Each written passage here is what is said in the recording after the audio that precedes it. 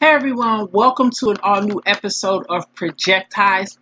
My name is Carla R. Jenkins. I am your hostess, and Projectized is a project management show where I cover three things: the business of project management, how businesses use project management, and obtaining project management certification.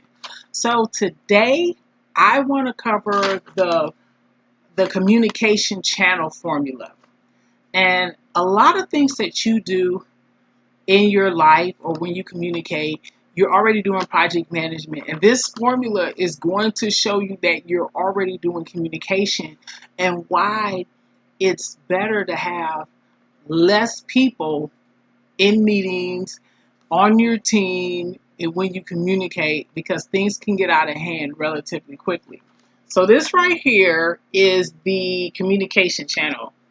And so it's n parenthesis n minus 1, and this is the numerator, which is the top, divided by 2, where n is the number of stakeholders. And I mentioned in project management that stakeholders is a person or entity that can either positively or negatively affect your project. Furthermore, identifying stakeholders is one of two project management processes that are in the initiating phase of the project. There are 5 of them: initiating, planning, executing, monitoring, controlling, and closing. So identifying stakeholders is number 1, initiating. It's before you create the project management plan. So even before you and your team create the project management plan, you have to identify your stakeholders.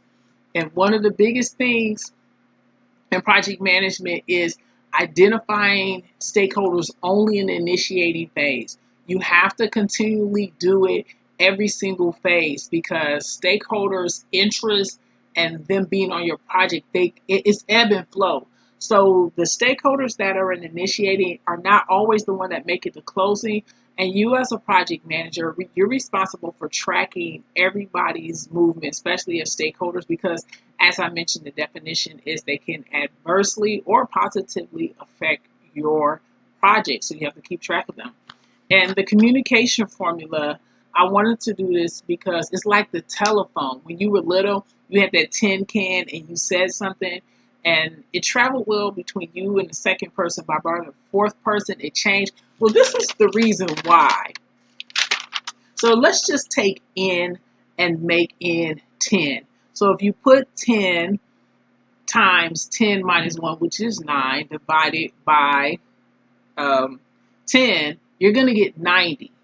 You're going to get like 90, and then you're going to divide it by 2, and that's going to be 45 different communication channels. And you may not think, oh, 10 people, everybody can fit around a coffee table. The problem with that is 45 different communication channels. You do not want that. That's why you try to keep the project team or the project management team as small as possible so that you can control the communication. 90% of your job as project manager is communication.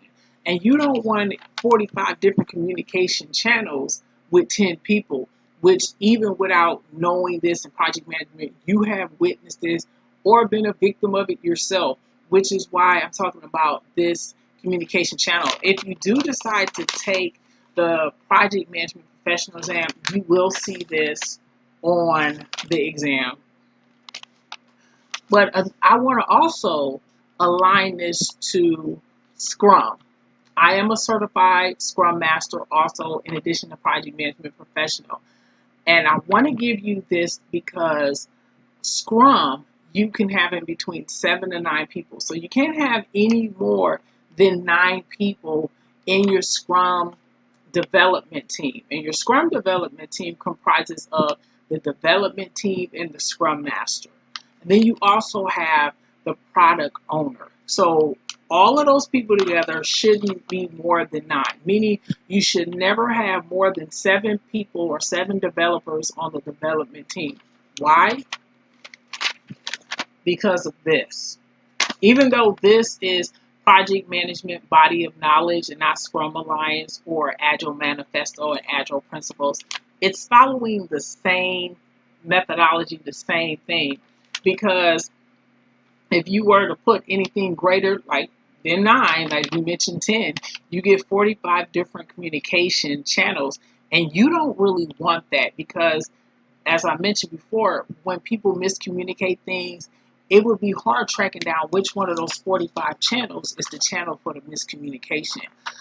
So this PMBOK, which is Project Management Body of Knowledge, communications formula, N times N minus 1 in the numerator divided by 2, where N is the number of stakeholders, is the communication channels that you would have for the number of stakeholders. I also, in this lesson, transitioned it to a Scrum. So if you're doing Certified Scrum Master, you would know why you don't go beyond 9 or 7 developers in the development team. So this concludes this episode of Projectized, Project Management Body of Knowledge, Communication Formula. If you are in using the PMBOK, this will be the Communication Knowledge Area chapter. You can see this right here.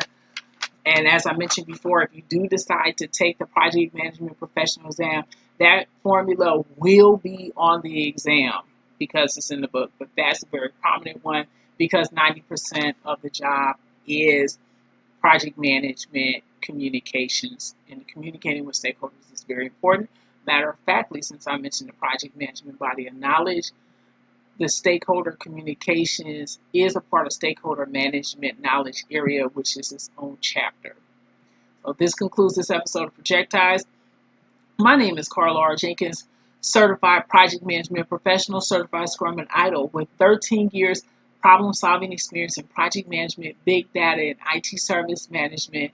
You can also sign up for the free PM Project Management newsletter at bit.ly/PM Project Mail. Furthermore, if you'd like to work with me, you can get in touch with me at my email at info@carlarjenkins.com. So I would like to thank everyone for taking out the time to watch me this episode of Projectized, and I'll see